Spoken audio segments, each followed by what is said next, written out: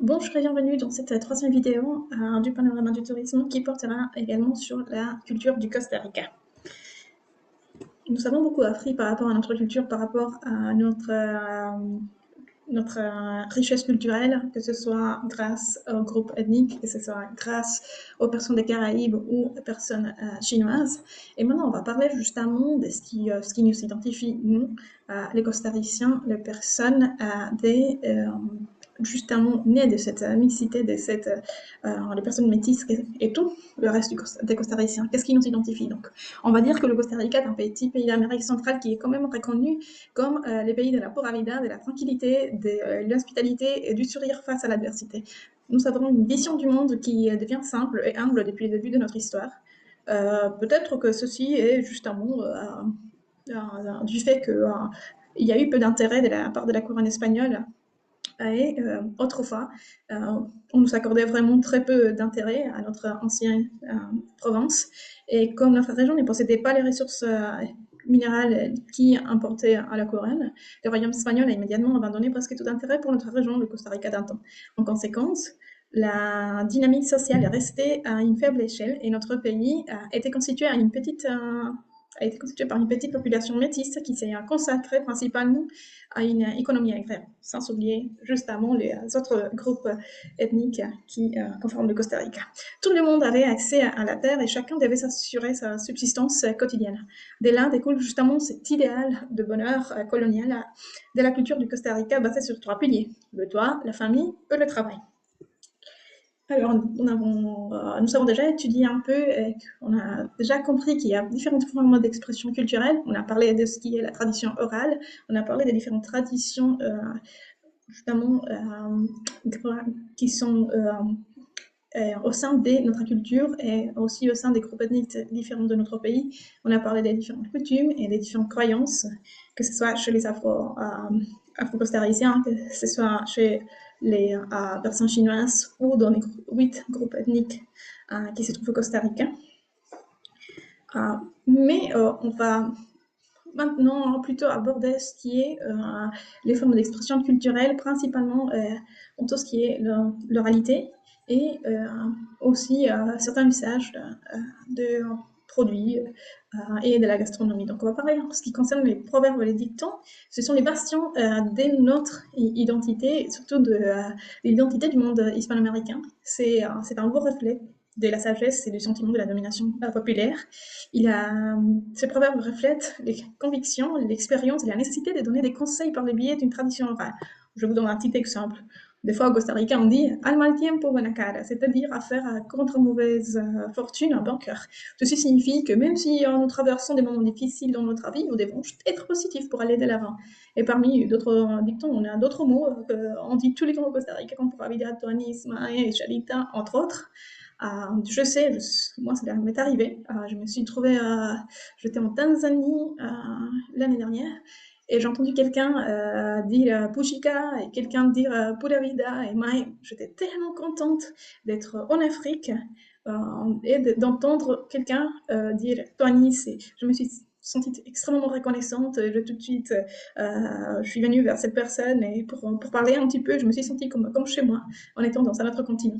Bien sûr, il y a d'autres choses très importantes. On a par exemple les Delinates, ce qu'on connaît comme les Pilopos, qui ont constitué avant plusieurs liens un moyen de divertissement entre amis et entre parents. Quand je dis qu'on les mentionne les plantes médicinales ou autres, c'est justement parce que le costaricien, on a justement des croyances très utiles et très utilisées par les cultures locales.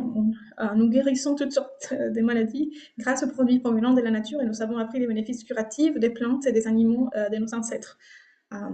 On a aussi justement la légende, c'est des narrations d'une histoire ou d'un récit merveilleux dans lesquels sont déterminés les personnages, les lieux et les époques qui sont considérés comme réellement arrivés en ce que l'on croit généralement. Donc, ce sont des récits transmis, enrichis oralement et par écrit. Et la légende liée à une région, à une zone ou à un village. Donc il existe 3 groupes de grandes légendes. C'est les légendes relatives à la terre, aux animaux ou aux choses.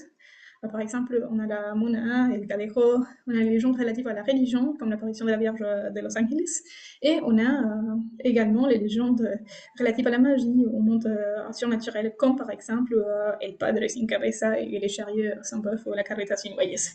Donc ce sont des exemples avec lesquels on se sent à 100% identifié. Et il faut aussi dire qu'entre ces représentations culturelles, il y a des choses imaginaires, mais des réalités. Notre culture est basée des fois sur des mythes, sur représentations mentales et irréelles d'êtres humains et imaginaires, d'êtres surnaturels. Donc le mythe raconte un événement qui a eu lieu dans un temps fictif. Vous connaissez les cuentos de Mitya Panchita, des fois on parle de certains mythes. On a aussi les rites et les rituels et les cérémonies, ce sont justement des comportements sociaux qui ont eu lieu à différents moments de la vie, s'agissant d'un passage à travers un événement qui marque la vie d'une personne, et il s'agit d'un événement très important. Par exemple, le baptême, le mariage, le rite de la mort, pour les Malécous, qui pour certaines cultures est toute une célébration et qui remplace les dessorts de l'absence du défunt et marque le passage d'ici sur la terre à un autre monde, à un autre tas de vie. On a des contes, des récits, des événements imaginaires dont les personnages, les lieux et les époques sont indéterminés. L'un des plus importants pour moi, quand je savais que j'allais quitter le Costa Rica pour m'installer dans un autre pays, j'ai tout de suite pris un seul livre. C'était Cocoli. Et deux livres, en fait. J'ai acheté un après, c'est les contes d'Amitia Panchita. Et bien sûr, il y a aussi les retaïlas et les bandas, ce sont des inspirations spontanées justement des personnes qui vivent au-dessus des savanas, donc des savaneros, et de leurs adeptes. Ils sont accompagnés des cris et des notes musicales au rythme de la marimba ou de la guitare. On a aussi justement quelque chose de très important. Nous avons une culture très folklorique, c'est-à-dire une culture très locale qui est caractérisée par des éléments culturels d'un petit groupe homogène. Et on a également une culture populaire, ce qu'on peut trouver dans des groupes un peu plus différents les uns des autres, ils vont partager certains éléments culturels et on peut le trouver ou non dans une région. Puis, on a une culture très folklorique en Costa Rica, c'est-à-dire que notre folklore est principalement anonyme, que les créations n'ont pas vraiment d'auteur, et ce folklore s'est traduit par de nombreuses chansons dites en phrases que nous savons écouter et transmis oralement sans connaître vraiment la personne qui a créé ceci. Le folklore que nous savons régional, chaque région a ses créations et son originalité. Ce sont justement des caractéristiques d'un temps, des choses qui viennent du passé, impossible de trouver une date précise pour la création de notre folklore. Et c'est assez empirique, c'est-à-dire qu'il fait partie de l'expérience du peuple, mais qui ne s'apprend pas avec la rigueur d'une école.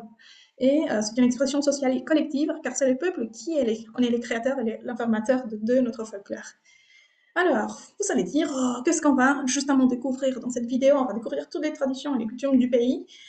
Bien sûr, vu que je dois faire la vidéo assez courte, j'aurai pas le temps de parler de tout, mais pour moi, il est très important de faire mention à notre culture de el buey y la carreta, c'est-à-dire le bélier et la charrette.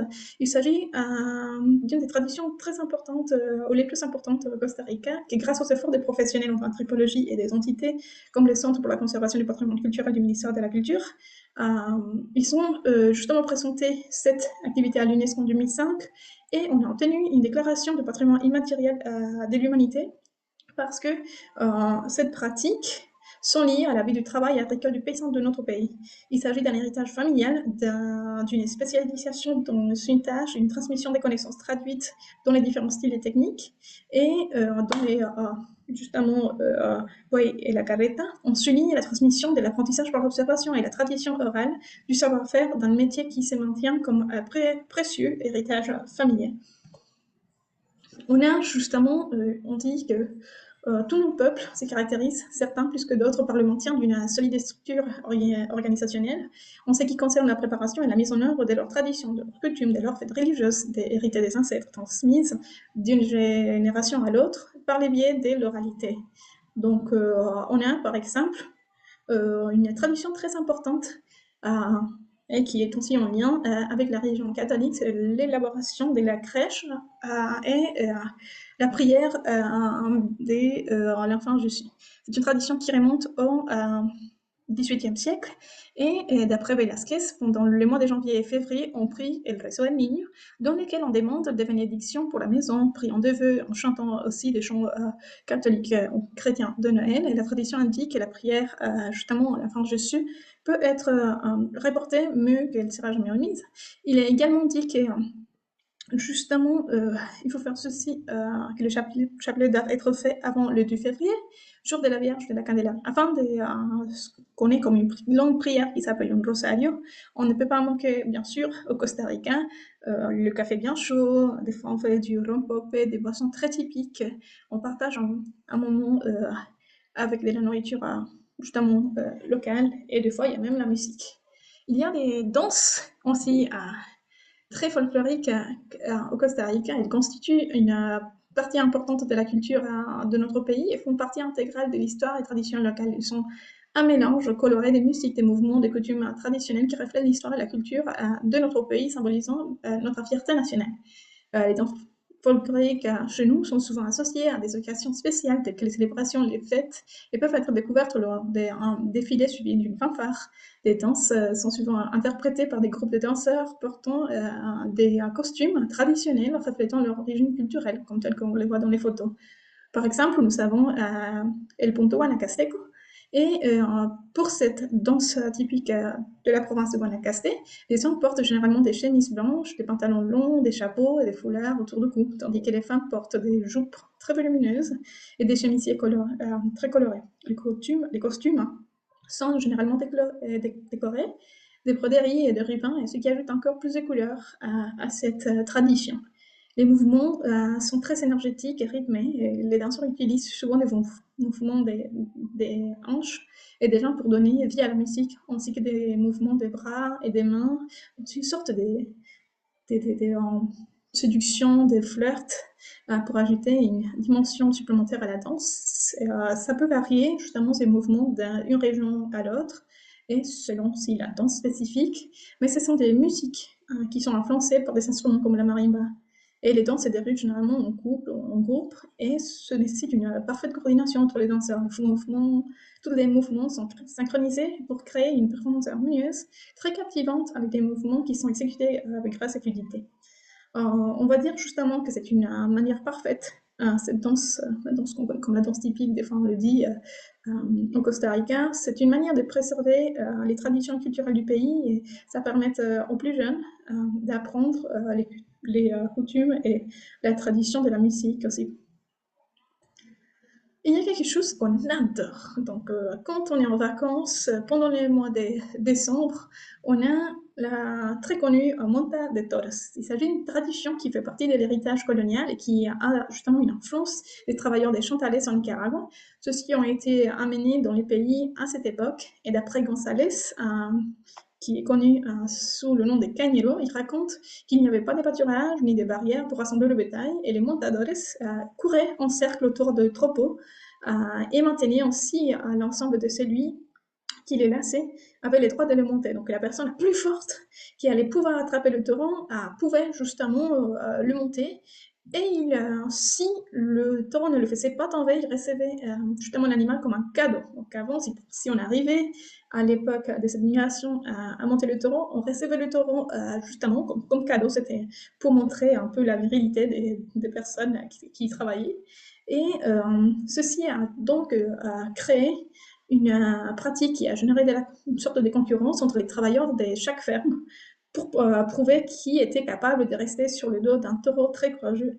Ainsi, la renommée des animaux était connue dans d'autres domaines, ce qui faisait surgir la rivalité entre leurs travailleurs et leur besoin justement de mesurer leur force sur un terrain neutre en se déplaçant vers le village et en créant les premières barrières au rond, fait justement de bois du montagne. Donc c'est une tradition qui date de très longtemps. Après, nous avons les tournos. Donc, pour les gens qui vivent dans la vallée centrale, c'est un peu plus difficile à concevoir. Il y en a peut-être à Palmares, très connu, ou les fêtes des sapotés. Le mot turno apparaît entre 1770 et 1820 et était associé à la collecte des œufs, saumon et des dons À partir de là, les églises de chaque village étaient chargées d'organiser les fêtes tournées pour célébrer le jour du patron et recueillir de l'argent pour la communauté elle-même. La tradition des fêtes locales remonte justement à cette époque coloniale et elle est, comme on vient de le voir, liée à la foi catholique, aux besoins économiques de la communauté et à un sentiment de solidarité communautaire. Le mot tour est également né du fait que les croyants de chaque village s'organisaient pour collecter de l'argent à l'heure qu'ils disaient je vais à mon tour. Et puis, en livrant des comptes, je vais donner à mon tour. Nous pouvons donc indiquer que le service était effectué à diverses fins au bénéfice de la communauté pour des œuvres caritatives, justement en aide aux pauvres et aux malades, et pour la célébration des fonctions religieuses comme l'achat des images, et pour la réparation des temples, entre autres. Il y a aussi la cimarrona. Moi, je suis très, très, très fan de la cimarrona, même si les mascarades me faisaient un peu peur. Il s'agit de la musique traditionnelle. C'est une musique qui est déclarée patrimoine culturel immatériel au Costa Rica le 17 février 2022, ce qui a permis sa mise en valeur au niveau national. On a failli l'oublier. Les cimarronas sont apparus dans les différentes villes du Costa Rica au cours des premières décennies du XXe siècle. Leur origine se trouve dans des philharmonies municipales et leur art est influencé à l'origine des fanfares militaires de la fin du XIXe siècle. La cimarrona est aujourd'hui utilisée pour tout type d'événements, qu'il s'agisse des fêtes de famille, des fêtes d'entreprise ou même dans des écoles. Divers groupes existent aujourd'hui, principalement à Santo Domingo de Heredia, où nous trouvons par exemple le groupe La Cuna de la Cimarrona, ou qu'on connaît comme les berceaux de la Cimarrona, et on a également Son Latino Cimarrona, animé par Julien Carmona. Mais la musique n'est pas le seul élément de la fanfare. Il y a des masques, des personnes qui vont être là avec des grands masques qui sont devenus des éléments incontournables de la musique traditionnelle. Ces masques sont fabriqués en fibre de verre et créés grâce à l'imagination du fabricant, notamment en forme de diable, de sorcières ou encore de personnages de légendes. Il y a environ 15 ans, les cimarronas et les masques étaient peu mis en avant et étaient considérés comme en voie de disparition, dû à une forme de mépris du folklore et des traditions du pays. Mais la cimarrona joue un rôle important lors des célébrations populaires. Il s'agit des groupes composés de musiciens qui jouent leur musique avec grand enthousiasme dans des fêtes patronales ou civiques et d'autres activités sociales du village. Les événements comme la Feria nationale de la Mascarada Barba invitent les costariciens et les touristes venus du monde entier à se régaler avec cette tradition. Et comme mentionné avant, les mascarades. Toutes ces grandes personnes qui vont se mettre sur le meilleur moment, qui vont essayer de faire encore un plus grand avec des échassiers. Ils sont justement des mascarades. Les mascarades sont également connues sur le nom des mantoudous ou des clowns dans certaines régions du pays, et c'est une tradition populaire qui a été préservée au fil des ans. Au fil des années, les mascarades animent les tours et les fêtes populaires dans les pays et continuent d'être une expression du sens de l'humour de nos peuples. Parmi elles, on distingue justement les personnes qui vont s'habiller. Ils vont choisir par exemple les géants, qui à l'époque de la colonie représentaient les gouverneurs, ainsi que la géante en bois ou poupée au trait, et à l'apparence espagnole. Il ne pouvait pas manquer les diables qui, à ces farces, et les tourmentaient justement les garçons et les filles. Il y avait aussi la mort, qui se distingue par ses méfier, et les taureaux, justement très colorés, en plus de la cigare. À midi, en minuit, on donnait justement du blanc tonnerre qui est chargé d'annoncer le début des fêtes, et il est temps pour les masques de sortir et dans la rue et effrayer la foule. Moi, je vous dis, j'ai très peur des masques. Et elles sont généralement portées par des jeunes qui dont la honte et la chichana. Ce sont juste des traditions et à la fois des formes d'échange de travail communal entre les populations chivri et québécoises, des réunions très festives pendant les travaux agricoles qui nécessitent beaucoup de main-d'œuvre, et donc des amis de la famille sont invités à collaborer. Très tôt le matin, les hommes de la communauté arrivent chez celui qui a organisé et offrent un petit déj avec la chicha qui s'obtiennent avec beaucoup d'énergie. Et puis, ils s'aiguisent leur machette pour aller travailler dans les champs. Et pendant que le travail est accompli, les femmes vont distribuer cette boisson, la chicha, une boisson à base du maïs fermenté, dont la couleur est jaune pâle comme on le voit sur la photo. À la fin de la journée, les femmes retournent chez elles et elles vont distribuer encore une fois à nouveau la chicha en abondance à tous ceux qui ont effectué leur travail. Ça continue jusqu'à la nuit, où l'on danse, où les personnes participent et affirment que leurs liens dans la communauté sont renforcés par ceci. La chichada reste un bon signe de sociabilité et de solidarité, ainsi qu'une meilleure occasion de partager, d'après ce qu'expriment les peuples autochtones de notre pays. Il y a également une danse qui s'appelle el baile del Sorbonne. Quand on a parlé des cultures amérindiennes, on parlait de leur danse. Par exemple, celle-ci est une danse guerrière. Dans les champs décrivent les exploits des guerres des tribus. Leur façon de danser, c'est très fortement uni et ça symbolise les structures sociales de la communauté, très consolidées, très unies pour faire face aux adversaires. Et aussi, les hommes et les femmes dansent, c'est-à-dire qu'il y a une sorte d'égalité. D'après Acevedo, à Talamanca, le sermon est encore accompagné par des tambours euh, et par d'autres musiques. Donc je vous fais écouter. C'est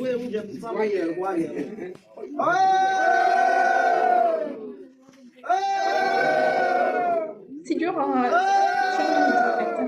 Ils vont faire ça, après ils vont aller un peu plus rapidement. Et puis, ça, c'est leur manière de faire.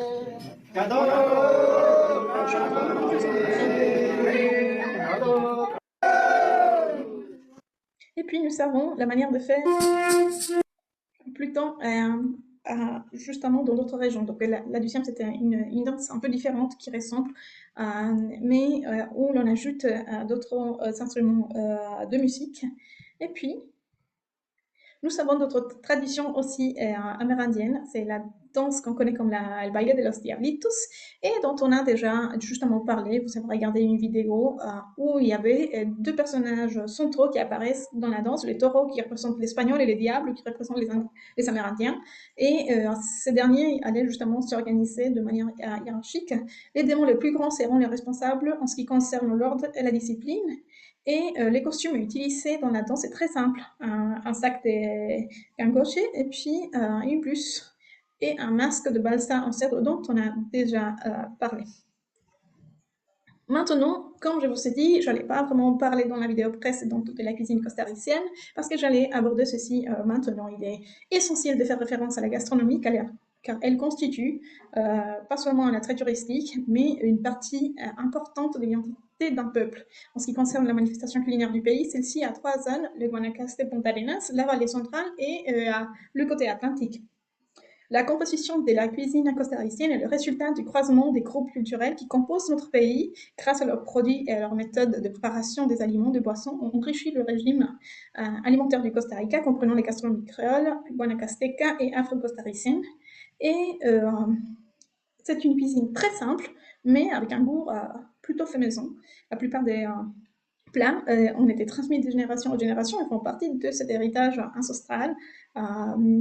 Donc, on va utiliser principalement le maïs, le cacao, les haricots et d'autres produits étrangers aussi. C'est rempressant. La cuisine créole costaricienne. Donc, la culture espagnole a enrichi et modifié les habitudes alimentaires en y ajoutant des nouveaux arômes. Quand les Espagnols y sont arrivés, il y avait des nouvelles couleurs et des nouvelles textures. Donc, on a favorisé l'introduction d'autres cultures telles que le blé, qui n'existait pas avant, au Costa Rica, le riz, l'avoine, la canne à sucre, le café, et la menthe, l'aubergine, le concombre, le céleri, et, tout ce qui est les salades, les choux, les fruits comme le melon, l'orange et la banane. Donc, ceci n'existait pas avant leur arrivée. Et avec eux vint aussi le développement justement de l'élevage de bœuf, porcin et avicole. À l'époque des débuts de la colonie, on récoltait déjà l'orge, les légumes et on avait élevé des poules. Tous ces nouveaux ingrédients vont accompagner et former une variété d'aliments de mélange qui vont créer la naissance d'une cuisine costaricienne d'aujourd'hui.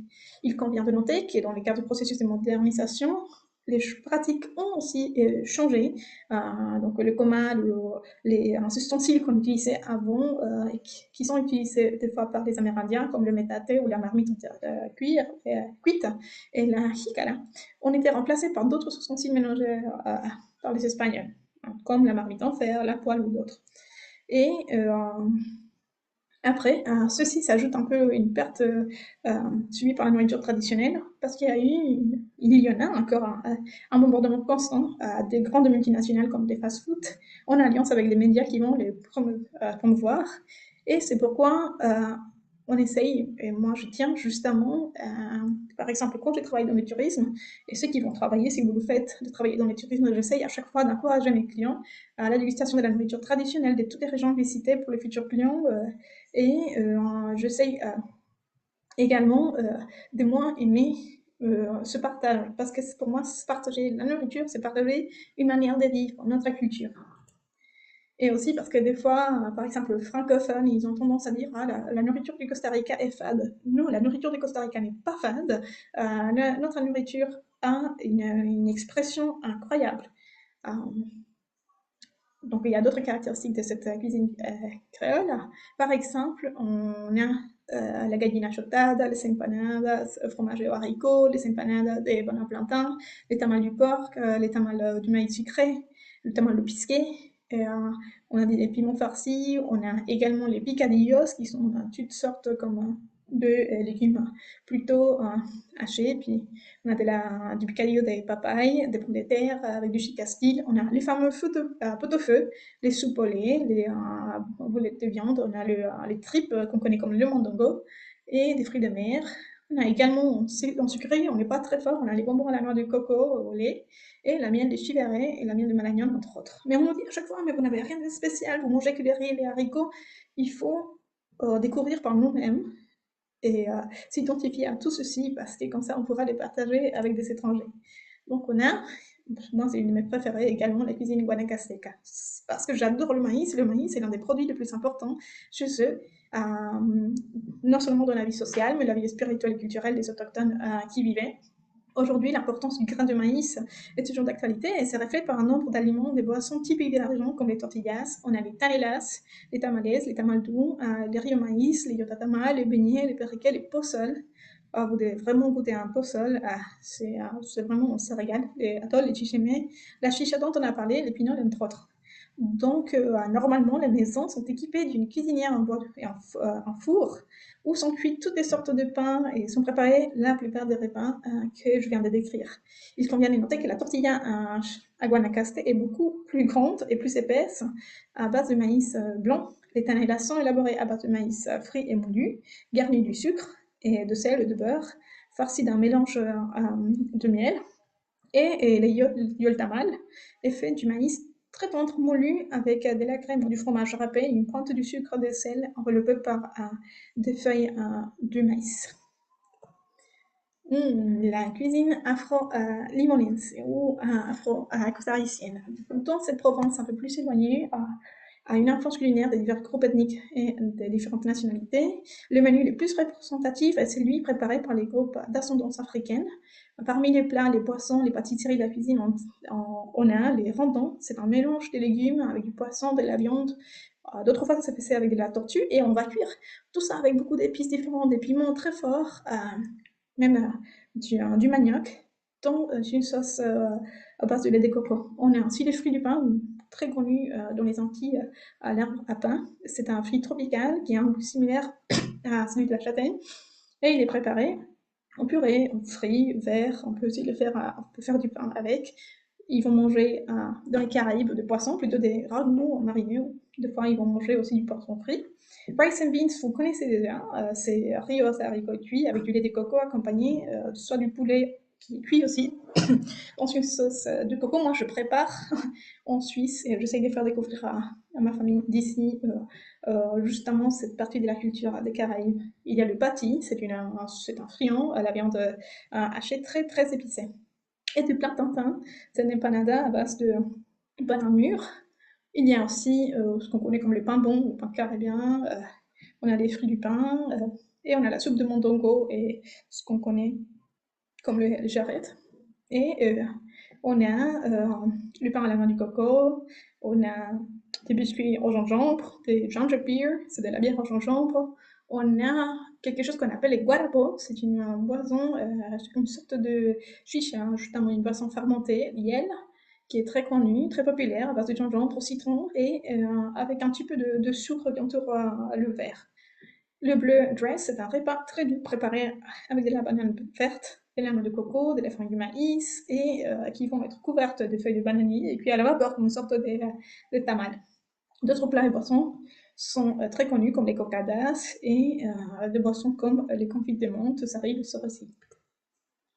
Maintenant, arrêtons de parler des nourritures parce que ça m'a donné faim et parlons de ce qui est les fêtes religieuses qui font aussi partie de cette identité euh, costaricienne.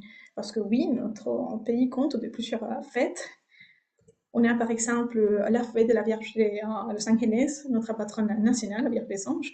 Et l'histoire dit que l'apparition de cette Vierge montre aux années 1635 quand une femme de peuple de Pardos, appelée Juana Pereira, a trouvé sur une pierre une image de la Vierge, une Vierge toute noire avec un enfant dans ses bras. Elle s'est dit, mais qu'est-ce que c'est que cette image-là? Pourquoi je trouve cette Vierge ici? Elle la ramasse, elle l'arrange et elle va chez elle pour la cacher, mais elle la retrouve au même endroit où elle l'avait trouvée auparavant. Après, elle fait ça 2 fois. Elle va l'arranger, elle va la garder, elle va l'emmener chez elle pour la cacher. euh, et elle arrange à nouveau. Mais non, la Vierge, cette petite Vierge, elle apparaît à nouveau. Alors, Juana Pereira, elle a eu peur, elle était effrayée, elle s'adressa à l'époque au prêtre de l'église de Carthago. Elle lui raconta ce qui lui est arrivé, et lui donne l'image, elle lui dit, bah, je vous remets cette image, cette petite Vierge. Lui, le monsieur, il garde aussi un nouveau, mais le lendemain, la Vierge, elle est apparue sur la même pierre. Donc, le prêtre de cette église la garde, et puis comme ça s'est reproduit, il dit non. Maintenant, ce que j'ai compris, c'est que la Vierge veut avoir sa maison dans ces lieux, sur ces rochers. Et donc, cette petite image a été baptisée du nom de la Vierge de Los Angeles, car elle est apparue le 2 août. C'est la date à laquelle les franciscains célèbrent la fête de Notre-Dame des Anges. La première assemblée constituante du Costa Rica déclare le 23 septembre de 1824 la Vierge de Los Angeles comme la patronne officielle de l'État par un décret signé par Juan Mora Fernandez. Avec le passage du temps, ceci est devenu une tradition dans notre pays et tous les 2 août, des milliers de personnes ou des pèlerins, comme ils sont connus, ils vont marcher provenant de toutes les parties, tous les coins du pays vont marcher vers Carthago en signe de reconnaissance envers la Vierge pour toutes les faveurs qu'ils ont reçues. Il y a aussi une autre Vierge très connue, c'est la Vierge Notre-Dame de Guadalupe. Le 12 décembre, c'est le jour de cette Vierge où, des premières heures du matin, s'annonce le jour des cloches de la musique et des prières, et qu'il y aura une messe solennelle à l'honneur de cette Vierge Guadalupe. Après, autour de cette Vierge, il y a une tradition qui s'appelle la Yeguita, c'est alors le personnage âgé, une occasion où les autochtones revenaient du village. Donc, comment est-ce qu'ils ont découvert cette Vierge? Ils se sont dit, un jour, ils revenaient du village, après les activités, il y a eu 2 frères qui avaient trop bu, ils se sont disputés à coups de machette. Les gens, quand ils sont vus, donc ils ont vu euh, cette affreuse chose qui s'est passée entre les 2 frères. Ils ont commencé à pleurer la Vierge de Guadalupe, et c'est ainsi qu'au milieu des 2 frères, il y a une petite fille qui est apparue. Elle les a mordus, elle a donné du coup des pieds pour s'en débarrasser, pour séparer les frères, et puis il a disparu quand la bagarre s'est terminée. Et c'est comme ça que, d'après Araus, cette histoire de la Vierge a commencé. On a d'autres célébrations chrétiennes, comme celle de Santo Cristo et Esquipulas. Dans les folklores de Guanacaste, il y a une vénération culte à ce saint d'Esquipulas, c'est le patron du canton de Santa Cruz, et c'est vraiment remarquable. Je vous invite à vous y rendre justement pour découvrir comment ça se passe. Les origines de cette tradition remontent à l'époque de la colonie. Euh, Selon la légende, un indigène a trouvé cette fois un homme noir, un Christ noir, au milieu des quelques bois du palmier Coyol. Et après l'avoir mené chez lui, il a remarqué à plusieurs reprises que les Christ noirs apparaissaient à nouveau au même endroit. C'est une histoire qui se répète comme celle de la Vierge des Anges. Cela a fait comprendre aux gens que ce saint, il voulait un ermitage, une petite église sur ce site. Et c'est ainsi que cette histoire a commencé. Donc les activités religieuses et festives couvrent toute l'année, puisque pendant tous les mois, les Santo Cristo Esquipulas effectuent un pèlerinage continu dans tous les cantons de Santa Cruz. Les activités ont leur plus grande intensité à partir du mois de novembre, et il y a aussi des prières qui se déroulent tout le long, juste avant. Il y a aussi la célébration de la Vierge El Carmen, appelée la Vierge de la Mer. Et chaque année, ceci va avoir justement lieu à Punta Arenas. où on va justement fêter la mer et la Vierge des océans. C'est une célébration dans laquelle les gens profitent pour remercier justement la Vierge pour les fruits de leur travail dans la mer. Donc, c'est principalement des pêcheurs qui vont être conviés à cette demande et ils vont demander justement de le protéger à chaque fois qu'ils vont sortir pour pêcher. Actuellement, tous les pêcheurs participent à un tirage au sort qui leur permettra de transporter sur un bateau l'image de la Vierge d'El Carmen. La participation implique de mettre en évidence leur dévouement et le son de décorer les bateaux, les pangas ou les bateaux pour l'événement. Si, bien sûr, ils portent l'image, il faut participer aussi à une procession, ce qui est synonyme de bénédiction pour les pêcheurs les plus dévoués. Il y a d'autres symboles, bien sûr, je ne vais pas m'arrêter sur chaque symbole, mais je ne peux pas laisser de côté, parce que ça fait vraiment partie de notre identité, c'est notre théâtre national, qui a été considéré comme l'un des édifices les plus remarquables du pays.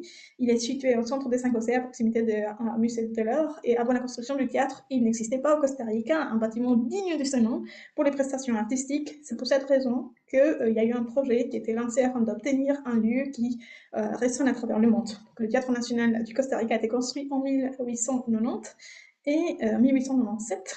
Et premièrement, grâce tout d'abord à une taxe, c'est ce qu'on nous dit, hein, une taxe d'exportation de café, mais il faut dire que c'est principalement sur la taxe du riz et des haricots, sur la taxe aux personnes les plus pauvres que ceci a été construit. C'était pas vraiment grâce à l'argent des producteurs du café. C'était un moyen pour les exploitateurs de café de ne pas subventionner seuls leur théâtre. Comme dans les théâtres français, le bâtiment a été construit de manière à séparer les classes sociales. L'entrée principale du Théâtre national du Costa Rica est destinée à la classe supérieure et elle permet accès aux deux étages du premier étage. Une entrée secondaire nécessite de faire le tour du bâtiment et permet l'accès au troisième étage que l'on appelle en français comme le poulailler. Mais avant de finir, il y a quelque chose qui est très très important pour nous les costariciens, c'est-à-dire notre façon de parler, notre langage local. Comme je vous ai dit, peu importe où l'on sera dans le monde entier, si on entend quelqu'un dire Tico, on sait très bien que ceci va faire référence au diminutif qu'on nous a donné, parce qu'on utilise ces diminutifs pour dire que tout est petit. Donc chiquitico, bonitico, on se reconnaît. Donc ça, c'est, si on nous dit qu'on est tico-tica, ça veut dire qu'on est des costariciens. Le mot pura vida va au-delà de juste deux mots. Il s'agit d'une manière de vivre, d'une manière gentille. On peut dire pura vida pour saluer, pour dire au revoir, pour justement indiquer comment l'on se sent. On a les mots mai qui a beaucoup changé. Je me souviens qu'avant, on me disait, mais il faut jamais dire ça, ça c'est que pour le garçon. Les femmes, elles ne doivent pas le dire. Bon, maintenant, depuis des années, on dit tous et toutes ce mot. Comme en français, les personnes utilisent les mots pote ou mec. Pour dicha, ça veut dire heureusement. Après, on a le mot chiva qui veut dire quelque chose qui est cool. On a les mots tonis qu'on utilise justement, qui vient de l'anglais too nice, pour dire que quelque chose c'est très bien. Diai, c'est un mot qu'on utilise dans presque toutes les phrases et on les met un peu partout. C'est un peu comme une conjonction pour dire ah bon. On a aussi Upé. Upé, d'après l'histoire, on disait que c'était justement les personnes de Guanacaste qui devaient faire avec leur Vierge de Guadalupe, ils allaient de maison en maison, justement, pour partager un peu les bonnes nouvelles de l'église, etc. Et c'est comme ça qu'ils disaient, au lieu de dire bonjour, je suis là, ils disaient Upé, Upé, parce qu'ils arrivaient avec la Vierge de Guadalupe. On parle aussi, par exemple, un mot qui est très costaricien que j'adore, c'est la corungura. C'est quelque chose de tout mignon. Achara, acharita, on peut l'utiliser en français pour dire tant pis. On a bien sûr d'autres dictons, d'autres phrases, comme par exemple on dit agua que no se beber, déjala correr. Si on traduit littéralement ces mots, cette phrase, ce dicton, ça veut dire que l'eau que tu ne peux pas boire, tu la laisses couler. Mais dans le sens où, quand quelque chose qui n'est pas bien pour nous, il vaut mieux laisser de côté. Après, on dit aussi el que madruga come pechuga, donc la personne qui s'élève tôt va manger de la poitrine de poulet. Bien sûr, c'est la meilleure partie, hein. Mais c'est dans le sens où il faut se lever tôt pour pouvoir récolter les meilleures choses qui nous arrivent. On a ici la phrase hijo de tigre sale pintado. Bien sûr, si on le traduit littéralement, c'est le fils du tigre a le même âge, mais c'est un équivalent de dicton tel père, tel fils. Alors, si vous voulez aller plus loin, je vous invite à regarder cette vidéo.